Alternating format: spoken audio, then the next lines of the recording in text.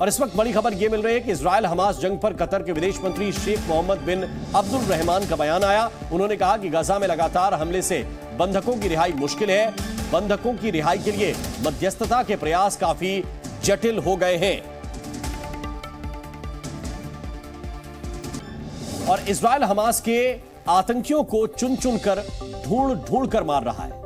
Hamas के आतंकी अलग अलग हथकंडा अपनाकर गाजा से भागने की कोशिश कर रहे हैं, लेकिन इजरायली सेना ने उत्तरी गाजा पट्टी के अल शिफा अस्पताल के बाहर एम्बुलेंसों के काफिले पर मिसाइल से हमला कर दिया, जिसका इस्तेमाल हमास के आतंकी भागने के लिए कर रहे थे। इजराइल डिफेंस फोर्सेस ने यह दावा किया है कि हमास के 15 आतंकवादियों को मौत के घाट उतार दिया गया और इसके साथ ही उनकी निगरानी कर रही चौकियों को भी नेस्तनाबूद कर दिया गया। इजरायली सेना ने यह दावा किया है कि मारे गए आतंकी 7 अक्टूबर को हुए नरसंहार की योजना में शामिल थे। एम्बुलेंस पर एयर स्ट्राइक को इजराइल जायज ठहरा रहा है, तो वहीं संयुक्त राष्ट्र प्रमुख एंटोनियो गुटेरेस ने एम्बुलेंस पर किए गए हमले को खतरनाक बताया।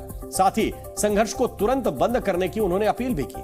संयुक्त राष्ट्र प्रमुख ने कहा कि मैं गाजा में अल शिफा अस्पताल के बाहर एक एम्बुलेंस काफिले पर कथित हमले से भयभीत हूं। अस्पताल के बाहर का जो मंजर है वो दर्दनाक है।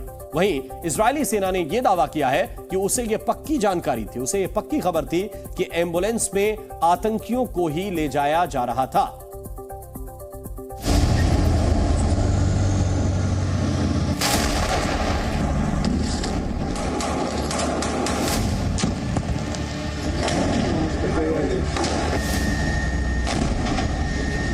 गाजा में इजरायली सेना का ऑपरेशन हमास जारी है।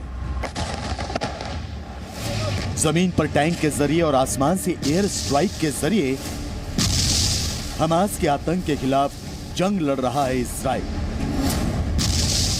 शनिवार को इजराइल की वायुसेना ने गाजा में हमास के सबसे बड़े नेता इस्माइल हानिया के घर पर हमला किया। इजराइल के ड्रोन ने गाजा पट्टी में हानिया के घर पर मिसाइल से टारगेट किया। हमास का राजनीतिक विभाग का प्रमुख हानिया गाजा में नहीं रहता, वो सालों से गाजा से दूर दूसरे देशों की शरण में रहता है। वैसे ये बात इजराइल को भी पता है, लेकिन इजराइल ने जानबूझकर हानिया के घर को निशाना बनाया ताकि आतंक के आका को यह एहसास हो कि दूसरों का घर बर्बाद करने वाले का घर भी सुरक्षित है। इस्माइल हानिया इस वक्त ईरान की राजधानी तेहरान में छिपा है। कुछ दिनों पहले तक वो कतर में छिपा था। इससे पहले इजराइल की सेना हमास के कई कमांडर्स को निशाना बना चुकी है। इजराइल की जवाबी कार्रवाई में अब तक हमास के 55 से ज्यादा आतंकी कमांडर मारे जा चुके हैं। गाजा में इजराइल की सेना हमास के आतंकियों को ढूंढ रही है, फिर चुन चुन कर उन्हें खत्म किया जा रहा है। हमास के आतंकी अपने बिल से निकलकर भाग रहे हैं और भागने के लिए आतंकी एम्बुलेंस तक का सहारा ले रहे हैं।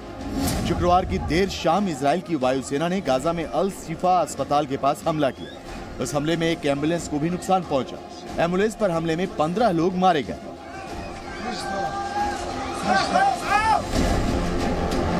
हमास का दावा है कि एम्बुलेंस में घायल मरीज थे, जबकि इजराइल का दावा है कि एम्बुलेंस में हमास के आतंकवादी छिपकर भागने की कोशिश कर रहे थे, जिसकी उसे पुख्ता जानकारी मिली थी, इसीलिए उसने एम्बुलेंस को निशाना बनाया।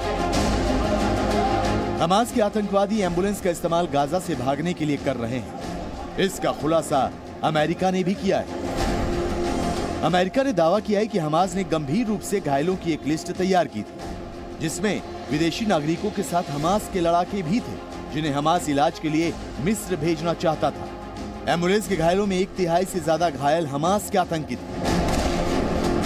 वैसे पिछले दिनों इजराइल ने दावा किया था कि हमास के आतंकी छिपने के लिए बेगुनाहों और लाचारों को ढाल बना रहे हैं। हमास आतंकियों ने शरणार्थी कैंपों और अस्पताल के अंदर अपना ठिकाना बना लिया है ताकि इजराइल के हमले से बच सके। ומי שלא עבר דרומה, אזרחי עזה שלא עברו דרומה, מסכנים את חייהם ומשפחותיהם, ואנחנו ממשיכים לקרוא להם. תנו דרומה. אנחנו מייצרים מסדרונות לעשות את זה, אנחנו מעצימים מאוד את הלחימה, אתם מסכנים את המשפחות שלכם. इधर गाजा में हमास के सुरंगों के नेटवर्क का जीता जागता सबूत इजराइल के हाथ लगा है। ये टनल देखिए, ऐसी ही सुरंगों के अंदर हमास के आतंकी छुपते हैं और इन्हीं टनल्स में रहकर हमले की प्लानिंग की जाती है। गाजा में ऐसी ही एक टनल पर इजराइल की सेना ने कब्जा कर लिया। टनल के अंदर सैनिकों ने जो देखा उसे जानकर आप भी चौंक जाएंगे। सैनिकों को इस टनल से एक मैप मिला। मैप के साथ कुछ किताबें भी थी, कुछ सीडीज भी सैनिकों के हाथ लगी। इसके अलावा हमास से जुड़े कुछ दस्तावेज भी यहाँ रखे हुए थे। इजराइल के सैनिक इन दस्तावेजों को अपने साथ ले गए। ये दस्तावेज आईडीएफ के फ्यूचर ऑपरेशंस में काम आएंगे। इस बीच इजराइल की वायुसेना ने साफ कर दिया है कि उसने गाजा को 2 हिस्सों में तोड़ दिया है। नॉर्थ गाजा, जहां पर युद्ध सबसे खतरनाक तरीके से लड़ा जा रहा है। नॉर्थ गाजा में आईडीएफ जमीन से और आसमान से हमले कर रही है, जबकि दक्षिण गाजा में फिलिस्तीनियों को भेजा जा रहा है, वहां हमला नहीं। אנחנו רודפים ומחסלים את מפקדי השטח של חמאס, מעל הקרקע ומתחת לקרקע. מתחילת הלחימה חיסלנו יחד עם שירות הביטחון הכללי 10 מחבלי חמאס, מקבילים לדרגת מפקדי גדודים ומפקדי חטיבות. אלה הם המובילים של הלחימה. इजरायली सेना के बयान से साफ है कि अभी गाजा पर हमले का सिलसिला रुकने वाला नहीं है और जब तक इजराइल हमास के आकाओं को उनके अंजाम तक नहीं पहुंचा देता, उसके टैंक और मिसाइलों की रफ्तार रुकने वाली नहीं। ब्यूरो रिपोर्ट, ज़ी मीडिया। Z News.